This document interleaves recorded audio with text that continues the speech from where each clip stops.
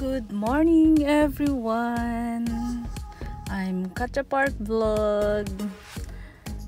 May tatanong lang ako sa inyo. Kung hindi problema ang pera, ano ang gagawin mo?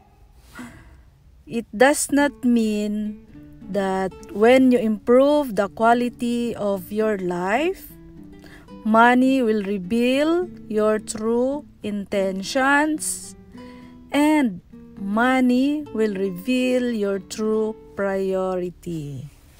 Magandang buhay! At kung papipiliin ka, halimbawa, maihalin tulad ka sa isang unggoy, bibigyan ka ng pera sa harapan mo or saging sa harapan mo, ano ang pipiliin mo?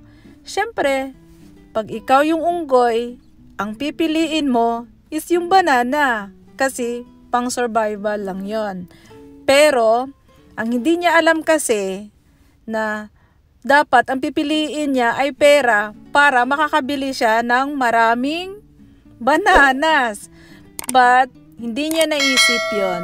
Ang naisip lang niya yung ngayon. Hindi niya iniisip na sa susunod kung ano na naman yung kakainin niya. So, ibig sabihin, walang value sa kanya ang pera. Kasi, wala siyang pag-iisip. Hindi niya naiisip na pwede palang makakabili ng sangkatutak na bananas. At hindi na siya magugutom. Diba? Mindset lang. Magandang buhay!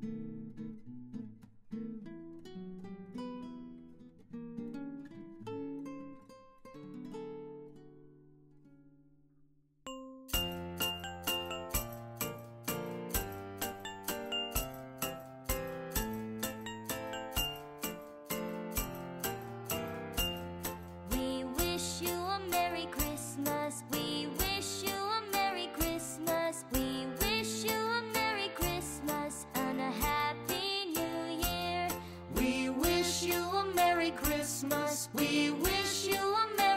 Christmas. We wish you a Merry Christmas and a Happy New Year.